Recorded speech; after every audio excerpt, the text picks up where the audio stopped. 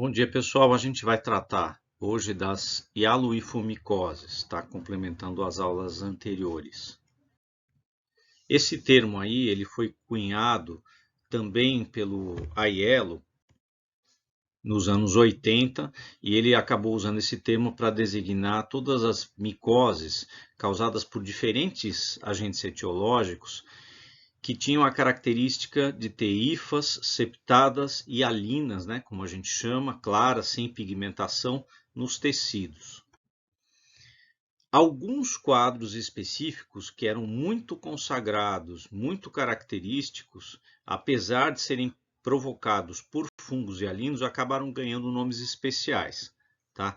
Que é o caso das dermatofitoses e é o caso também de algumas aspergiloses. E acrescentando a isso, eu tenho a questão dos micetomas, né? Os micetomas têm uma multiplicidade de agentes, alguns demáceos e alguns hialinos. E nesse caso específico também a gente não usa o nome aloifumicose, mas acaba usando o nome micetoma, caso tenha aquelas características que a gente já discutiu em aula. Então, novamente, né, eu posso ter um mesmo fungo causando um micetoma e posso ter esse mesmo fungo causando uma hialoifumicose em outro tecido com outra apresentação clínica. Algo muito parecido com o que a gente viu com os fungos demáceos, né? E no caso das hialoifumicoses, eu tenho uma série de características aqui que ajudam a gente a descrever esses fungos e os quadros clínicos relacionados a eles. Então, a primeira e óbvia característica é que esses fungos não têm pigmentação nas hifas. Podem até ter alguma pigmentação nos esporos, mas em geral as hifas são claras, não tem aquela pigmentação decorrente da melanina que a gente viu nos fungos demaciáceos. Aqui é um exemplo disso. Então eu tenho aqui um fusarium mostrando os esporos e as hifas com septações e hifas claras. Um outro termo que alguns autores usam ao invés de hialino é moniliáceo. Então esses termos são sinônimos. É um grupo extremamente heterogêneo, então novamente aquela confusão de ter múltiplos agentes causando um quadro clínico semelhante. Eu coloquei aqui alguns desses agentes: Fusarium, Aspergillus, Scopulariopsis brevicaule, Penicillium, Cedosporium, Acremonium, Citalídeo e Hialino. E aqui um parênteses, né? Esse citalídeo aqui, ele é uma variante, porque o citalídeo ele tem pigmentação, mas esse hialino é justamente uma variante que surgiu sem pigmentação e, portanto, ele está sendo visto também aqui na aula das hialoifumicoses. E o Paecilomyces. Além disso, tem muitos outros, esses são só alguns bastante conhecidos. Aqui é um apanhado geral da frequência com que esses fungos são citados no PubMed. Então a gente consegue ver que o Aspergillus, o Fusarium, o Penicillium, né, eles pegam uma fatia enorme de casos aqui, ó. Então são fungos bastante importantes. E depois eu tenho outros, né? Tricoderma, Acremonium, Cedosporium, que a gente já viu, Paecilomyces, Citalídeo e muitos mais. Aqui é uma tabela só refletindo esse gráfico, né? Com o número de artigos que tem o nome desses fungos no título. E outra característica que eu tenho nas hialoifumicoses é que esses fungos aí, eles são amplamente distribuídos na natureza. Então eu encontro eles em quase todo lugar, porque eles estão no solo, em matéria orgânica em decomposição, em vegetais e no ar. Então eu tenho uma grande profusão de esporos desses fungos no ar. Também é algo muito parecido com o que a gente encontrou lá nos fungos demaciáceos. São fungos de baixa virulência, ou seja, eles não têm um conjunto de fatores de virulência suficientes para causar doença em imunocompetentes, embora existam artigos e casos relatados de pessoas aparentemente imunocompetentes que adquiriram micoses por fungos hialinos, mas normalmente a gente considera eles absolutamente oportunistas. A aquisição dessas infecções, também seguindo um pouquinho as felifumicoses, é por trauma ou por inalação. Por trauma, eu tenho uma quebra de barreira clara. Então, mesmo que o indivíduo ele não tenha uma imunodeficiência, ele tem uma quebra local de defesa, porque aquela barreira física foi quebrada e ela possibilita que o agente penetre em tecidos internos. Ou eu posso ter, no caso de doenças em outros órgãos, tecidos ou sistêmicas, a difusão do fungo, mas nesse caso o paciente tem que ter algum comprometimento imunológico mais sério. E aqui só alguns exemplos. Transplantados, que tem que tomar drogas imunossupressoras pesadas, pessoas com AIDS que não estão tomando a terapia antirretroviral, pessoas que estão com tumores e estão tendo que fazer quimioterapia, e pessoas com doenças autoimunes que têm que tomar também drogas pesadas para deprimir a resposta imunológica. E além disso, existem algumas circunstâncias ligadas a serviços de saúde que também podem introduzir esses fungos em um paciente. Então, instrumentos cirúrgicos, lentes de contato, próteses, soluções de alimentação parenteral e outros. E aqui, por fim, eles não são queratinolíticos como os dermatófitos. O que acontece é que eles se alimentam do cimento intercelular ou de subprodutos da queratina que foi degradada por algum outro motivo. Mas eles não têm aquelas queratinases clássicas que a gente viu nos dermatófitos. E aqui algumas manifestações clínicas. Onicomicoses, aqui uma por Fusarium, essa aqui também por Fusarium, com comprometimento aqui de subcutâneo, Scopulariopsis brevicalis, o Citalidium e Alin. Eu tenho também algumas sinusites como manifestações. Eles também podem provocar quadros subcutâneos e eventualmente com produção de pus. Então eu tenho abscessos, que é o caso, por exemplo, dessa apresentação aqui, que foi causada por um Pseudosporium. Tá? Então dá para a gente reparar que é um quadro feio, bem mais sério, com comprometimento subcutâneo, com destruição tecidual. Aqui um quadro por Fusarium.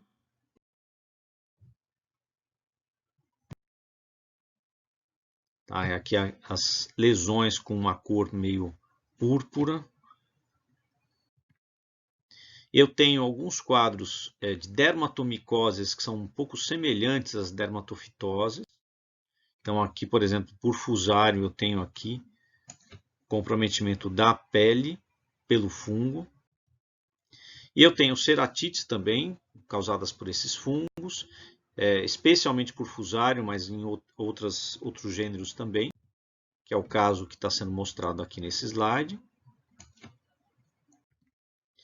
E eu tenho alguns quadros de pneumonias. Dito isso, a gente vem para o diagnóstico dessas doenças, que passa por aquelas 3 etapas, exame direto, semeadura, isolamento e identificação. Lembrando que os imunodiagnósticos e diagnósticos por biologia molecular, nesse caso, uma vez que eu tenho uma multiplicidade de agentes, eles se tornam muito mais complicados. Porque como a gente não sabe qual é o agente, é muito difícil você saber qual é a prova que você vai usar. Eu tenho que ter os antígenos específicos, eu tenho que ter os primers específicos, e tendo uma variedade muito grande de fungos, isso se torna muito complicado. Então, o diagnóstico clássico aqui ele tem um peso bastante grande. No exame direto, o que a gente encontra nos tecidos, tanto o exame direto feito com hidróxido de potássio, quanto os exames de histopatológico, eu vou encontrar hifas e alinas com septação. Tá? E aqui é importante fazer uma distinção com as mucormicoses, em que você tem fungos e alinos também, só que eles têm aquelas hifas grosseiras, sem septação. Aqui nesse caso as hifas são mais delicadas e com septos, e às vezes com bastante septo. Então isso é um diferencial. Só por essa visualização não dá para dizer qual é o fungo. A gente até consegue afirmar que é uma hialoifumicose, mas eu vou precisar caminhar aqui no diagnóstico para a identificação do fungo. Então eu tenho que fazer a semeadura e o isolamento. A maioria desses fungos eles são sensíveis à cicloheximida. que é justamente o antifúngico que a gente acrescenta em meios de cultura para inibir fungos contaminantes, como a gente diz. Então, eu tenho que usar um meio saburô simples ou saburô com cloranfenicol e eventualmente usar em paralelo um com cicloheximida, porque eu tenho um ou outro hialoifumiceto que é resistente a cicloheximida. E aí vem uma pergunta, né? Uma vez que esses fungos são extremamente comuns no meio ambiente, solo, matéria vegetal e no ar, como é que eu vou saber que um isolado de uma lesão não é um contaminante e não o agente etiológico? E aí tem uma série de coisas que a gente tem que seguir para definir que um isolado, um hialoifumiceto isolado é de fato o causador de uma determinada lesão. Eu tenho que repetidamente isolar esse fungo, tá? Então o que se preconiza no mínimo 3 vezes, a grande maioria dos artigos cita inclusive esse número, conseguiu isolar o fungo pelo menos 3 vezes, tá? Eu não devo isolar outros agentes compatíveis com o caso, que aí isso gera confusão sobre qual é o agente etiológico. Esse isolado ele tem que ser capaz de crescer a 37 graus, então ele tem que ter essa termotolerância, já que ele está crescendo num hospedeiro que está em torno de 36 graus. O fungo isolado ele tem que ser compatível com o que foi encontrado no material clínico no exame direto ou no histopatológico. E por fim, no caso das dermatomicoses, eu tenho que ter uma lesão que seja compatível ou parecida aí, com dermatofitoses, coisas que lembrem uma dermatofitose. E aí a gente chega no diagnóstico final, que é baseado na morfologia. Também de forma análoga ao que a gente já viu nas felwifumicoses, né? Eu vou isolar o fungo, eu vou ter duas grandes vertentes, o aspecto da colônia e o aspecto microscópico. O aspecto da colônia ele ajuda, embora muitos desses fungos tenham muita variação e sejam às vezes parecidos uns com os outros, mas aí a micromorfologia vai me ajudar a fechar esse diagnóstico. E aí aqui é importante ressaltar o seguinte, se a gente pegar 10 autores diferentes, os descritivos de macromorfologia às vezes são diferentes. Não totalmente diferentes, mas eles têm variações suficientes para tornar a questão da macromorfologia meio complexa. Então, a gente não pode realmente ficar só na macromorfologia, é evidente. A micromorfologia vai ser essencial para a identificação. E aqui eu vou falar um pouquinho de alguns desses fungos que são os mais conhecidos e os mais prevalentes em quadros relacionados aí à onicomicose e algumas micoses subcutâneas. O fusário, ele é um fungo que tem um crescimento rápido, né? Tem um aspecto de lã, né? A gente chama de lanoso, e ele tem uma variedade de cores muito grande, indo de branco, bege, claro, e ele tem algumas espécies são caracteristicamente púrpuras. Aqui é uma micromorfologia desse fungo, em que eu tenho aqui as fiálides longas ou curtas, cilíndricas, simples ou ramificadas. Esse fungo ele produz microconídeos, que são esses esporos pequenininhos aqui ovalados, e ele produz macroconídeos em forma de banana aqui, com várias septações, tá? Eles são multicelulares aqui. Tá? E esses macroconídeos surgem a partir das fiálides. A grande maioria dos fusarium produz macroconídeo. Existem exceções, mas esse macroconídeo é um grande diferencial do fusarium para alguns outros fungos que são um pouco parecidos em termos de produção de microconídeos. Aqui é uma micromorfologia, tá? E eu destacaria aqui onde está o lugar da seta, uma fiálide, e aqui uma fiálide dando origem a um macroconídeo. E aqui são outras imagens mostrando essa morfologia dos macroconídeos, que é bem característica aí do fusário. Esse fungo é um patógeno de plantas, ele é muito comum de ser isolado do ar. Aqui eu tenho o Cedosporium, que é um fungo que tem crescimento rápido também tem um aspecto que parece lã ou mais para o algodão, mais aéreo, tá? Cores que vão de branco, bege e podendo se tornar mais escuro, né? E é um fungo que consegue crescer com cicloheximida. Aqui é uma outra colônia com uma outra tonalidade, só para mostrar um pouquinho essa diversidade aí. E os conidióforos deles são muito simples, né? Parece uma ramificação saindo da hifa. E o conídeo, ele em forma de, como se fosse uma ovalado, uma forma de pera, eles são bege claros e unicelulares, né? Podem eventualmente sair em cachos, mas eles parecem uma gota, né? Saindo aqui dos conidióforos. Tem essa característica aqui. Essa outra imagem é só para ilustrar isso. Então tem alguns pontos aqui que mostram essa imagem bem característica do cedospóreo. E aqui a mesma coisa, também mostrando aqui os conídeos com essa forma de gota. O Scopulariopsis brevicalis, que é um fungo importante na dermatologia, ele tem essa colônia com aspecto pulverulento, que parece pó, e normalmente esbranquiçada, bege claro, podendo chegar a tons mais escuros. O crescimento dele não é muito rápido. Tá? Aqui é uma outra colônia de Scopulariopsis mais escura, até para ilustrar isso. E ele tem esse aspecto aqui. Os conídeos são unicelulares, arredondados, com uma base truncada, né? Eles não são perfeitamente redondos aqui, eles têm essa parte aqui meio quebrada, então não é perfeitamente redondo. E esses esporos, esses conídeos podem ser lisos ou rugosos.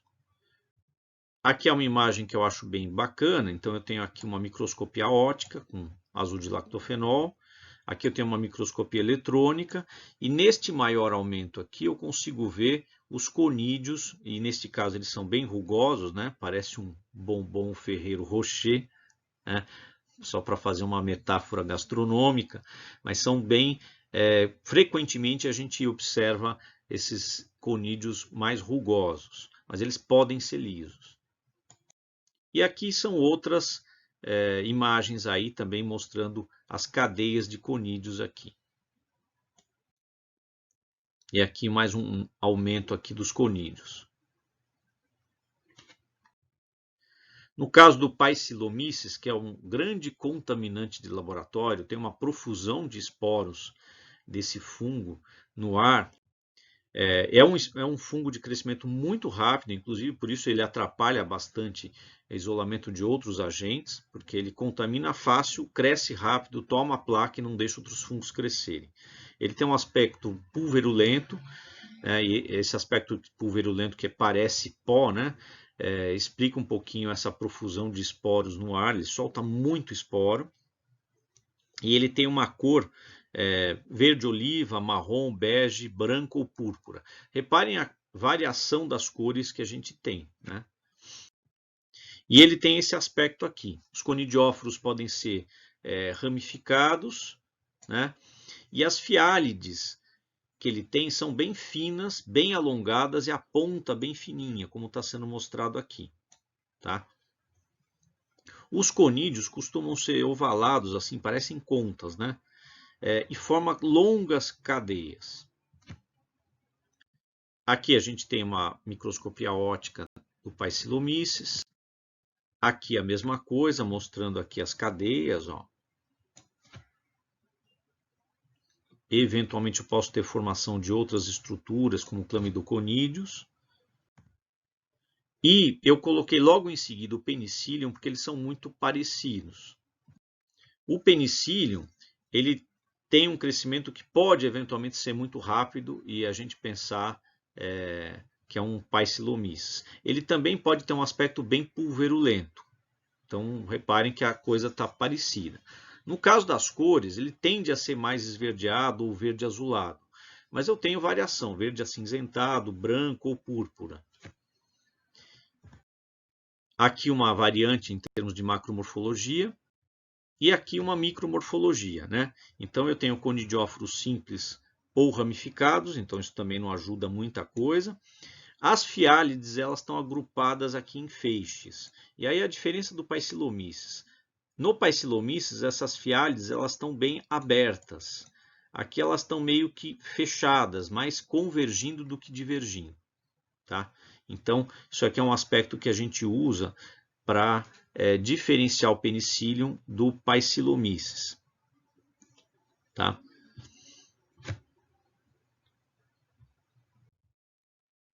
Olha aí, ó, as fiálides alongadas, tá? No caso do Paecilomyces, no caso do Penicillium, elas são mais curtas, né? Parece uma garrafinha de boliche. No caso do Paecilomyces, ela é bem alongada e fininha na ponta. E no Penicillium, elas estão mais convergindo do que divergindo.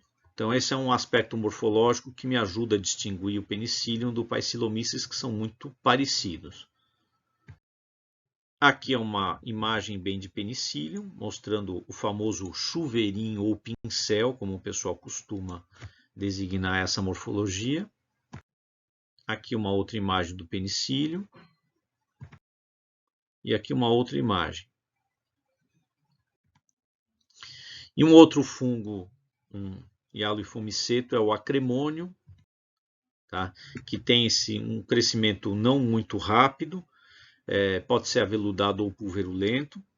Em geral ele é bem claro, uma cor branca, ou pode ser amarelado ou levemente púrpura, alguns relatam, eventualmente outras cores como acinzentado ou até oliva escuro. Tá?